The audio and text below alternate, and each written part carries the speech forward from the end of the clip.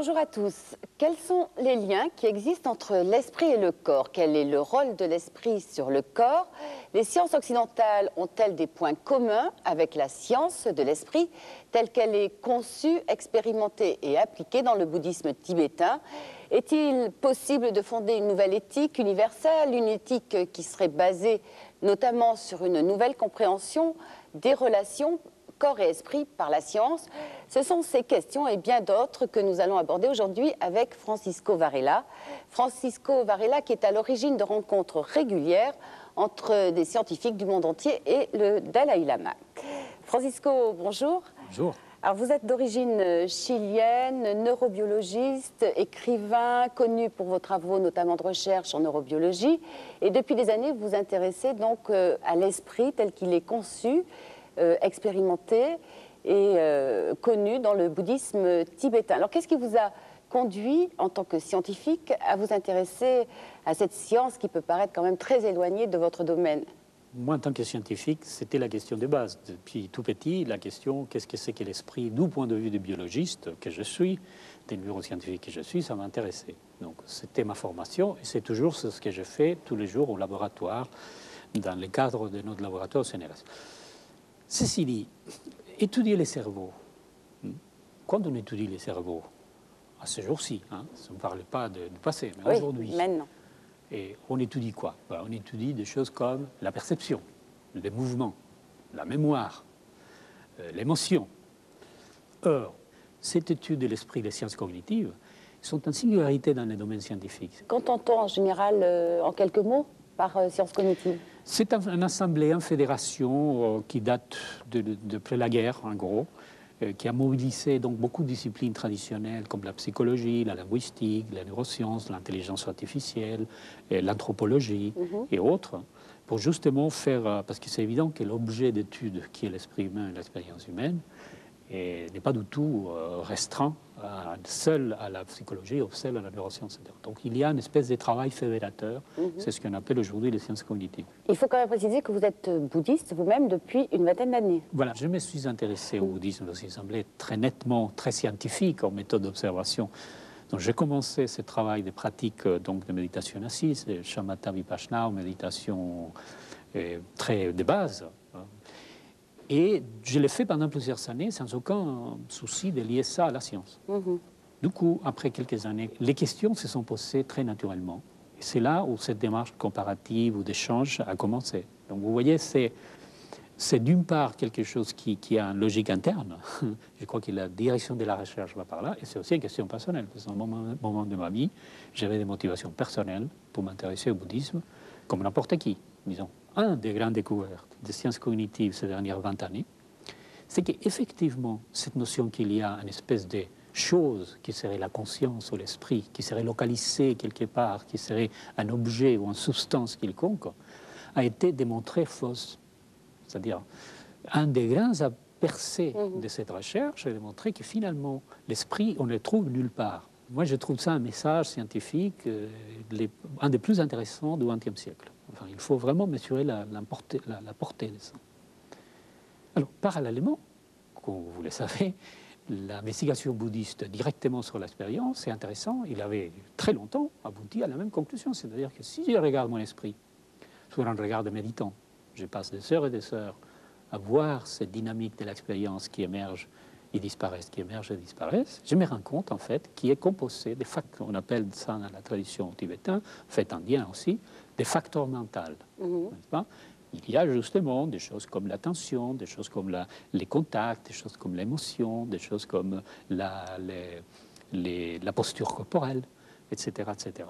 Donc les bouddhistes avaient déjà trouvé la même conclusion, ils avaient fait même des listes de ces facteurs mentaux.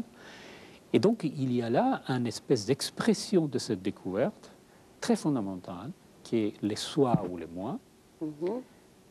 Il a une nature terriblement spéciale, que la plupart d'entre nous ne se rendent pas compte des conséquences de ça.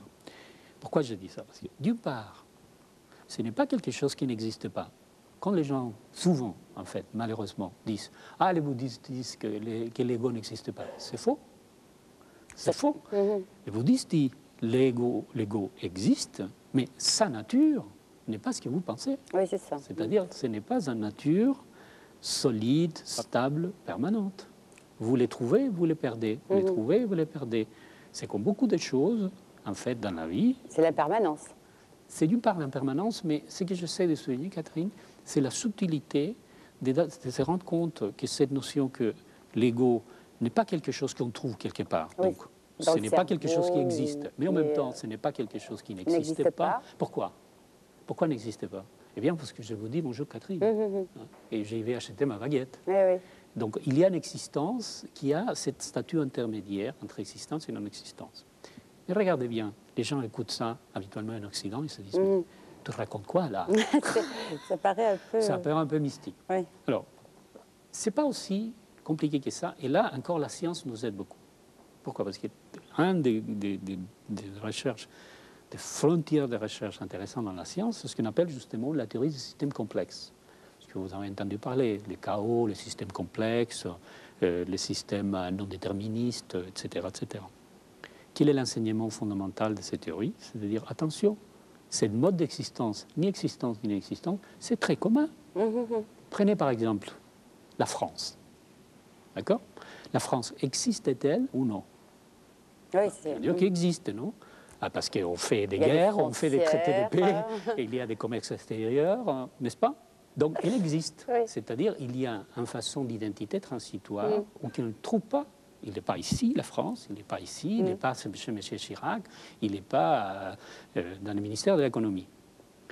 D'autre part, il n'existe pas du tout, justement, parce que tout ce qu'on a, ce sont les agents, c'est-à-dire les gens qui habitent en France, qui discutent, qui parlent, qui agissent ensemble, tous les bavardages, tous les engagements qu'on prend, etc., font que justement, ces petits échanges des petits agents qui sont les gens français ou en France, fait cette émergence qu'on regarde à l'extérieur, on dit tiens, la France c'est quelque chose. Donc il n'y a pas de contradiction entre les deux.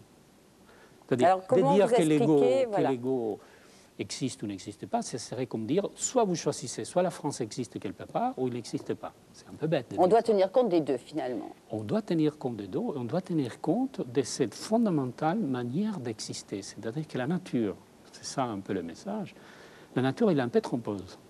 Elle nous invite, parce qu'on a tout un passé de la physique, à vouloir toujours accrocher l'identité à la substance. Oui, c'est ça. On se raccroche à certains concepts, etc. La science fait une énorme découverte dans les systèmes complexes et aussi dans les sciences cognitives, en signalant que nous, il y a énormément de systèmes dans la nature physique ou non physique. L'exemple d'une société, c'est encore un autre, où on trouve ce phénomène.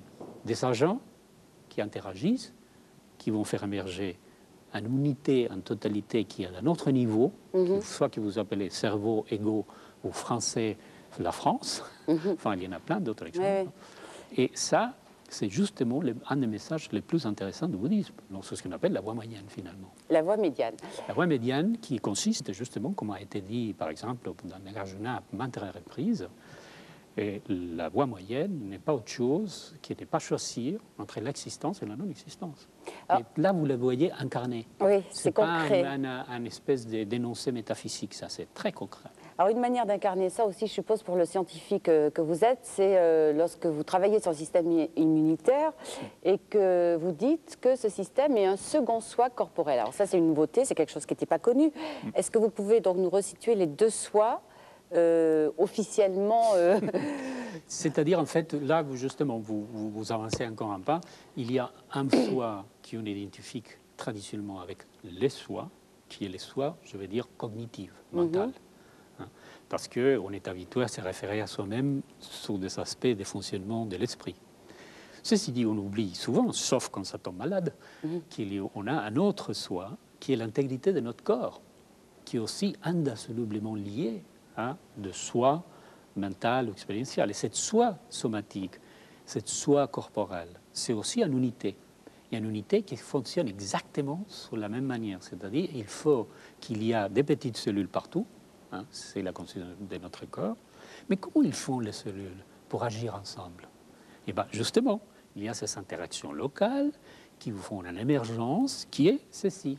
Et là, le système immunitaire, justement, c'est au centre, à la clé de cette identité somatique ou corporelle, de la même manière comme le système neuronal est au cœur de l'identité cognitive. Donc là, on a au moins deux soi et qui sont en interaction. Et paradoxalement, ces deux soi nous rapprochent du bouddhisme, puisque dans le bouddhisme, le mental, l'esprit et le corps sont indissociables tant qu'on est incarné en tous les cas, et c'est très important de fonctionner avec ces deux systèmes.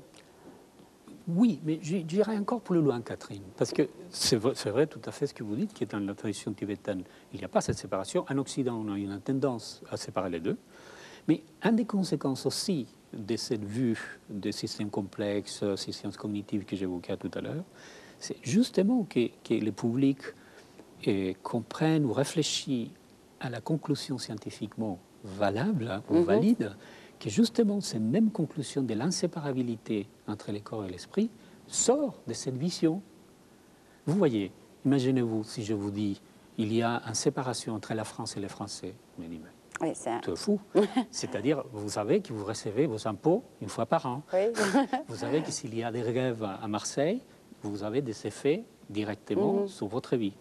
C'est-à-dire, la notion qu'il n'y en a pas une interaction de ce niveau émergent sur le niveau de base ne saurait être qu'une notion totalement fausse. C'est-à-dire qu'il n'a pas compris cette voie moyenne entre l'existence et la non-existence. Justement, pour essayer de mieux comprendre ces relations, les émotions en jouent un rôle très important. Les émotions, et traditionnellement encore là, en Occident, on a eu la tendance à les séparer de la raison.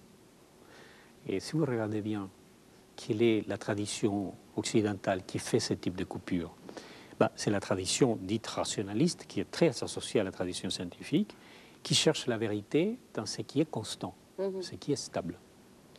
Mais les moments où vous ouvrez, ce qui est le cas maintenant en science, à cette nature qui est de voie moyenne, existante et non existante, qui est émergente, je veux dire, alors vous vous ouvrez justement à des modes d'action qui sont tout à fait compatibles avec une grande transitorité, c'est-à-dire des choses qui changent tout le temps, mais sont essentielles. Alors les émotions sont typiquement ça, c'est-à-dire les émotions, on ne peut pas les analyser et on ne peut pas les comprendre au niveau du cerveau, sauf si on se place justement dans un niveau qui a été découvert depuis très longtemps par les bouddhistes, qui est que les émotions sont avant l'émergence des pensées. C'est la base, c'est le substrat. Alors finalement, Francisco, c'est formidable parce que d'une certaine façon, la science va permettre aux Occidentaux de mieux comprendre le Dharma. La dernière chose que je souhaite, et je n'arrête pas de la répéter, c'est de prendre ce type de propos et des débats, des discussions et des examens comme une espèce de recherche à la validation des dharma par la science. Ça me semble inintéressant, nul. C'est comme essayer de prouver une personne contre un autre. Ce sont des énormes traditions. Ils n'ont rien à prouver ni l'un par rapport à l'autre. Ils ont beaucoup à prendre de l'un et de l'autre. Francisco, merci. Merci, Catherine. Alors, nous vous recommandons de lire tout particulièrement aujourd'hui ce livre de notre invité, Francisco Varela, « Quand l'esprit dialogue avec le corps ». Il est publié chez Trédaniel. Dans cet ouvrage, vous retrouverez de manière très détaillée, bien sûr, tout ce que nous avons abordé dans cette émission. Toujours sur le même thème, Passerelle est un livre d'entretien entre le Dalai Lama et des scientifiques, dont Francisco Varela. Il est publié chez Albin Michel. Enfin, pour terminer, je vous propose de découvrir ce petit livre, Le monde du bouddhisme tibétain. Il est paru chez Pocket. Si vous souhaitez nous écrire, vous pouvez noter notre adresse, elle va s'afficher au bas de votre écran. UBF, boîte postale 240 étoiles, 75 770 Paris, CEDEX. Par ailleurs, vous retrouverez des renseignements sur le bouddhisme en France et cette rubrique livre en composant sur votre Minitel le 3615 code France 2 voix bouddhiste. Cette émission se termine. Merci de nous avoir accompagnés. Je vous souhaite une très très belle journée et une magnifique semaine. À dimanche prochain.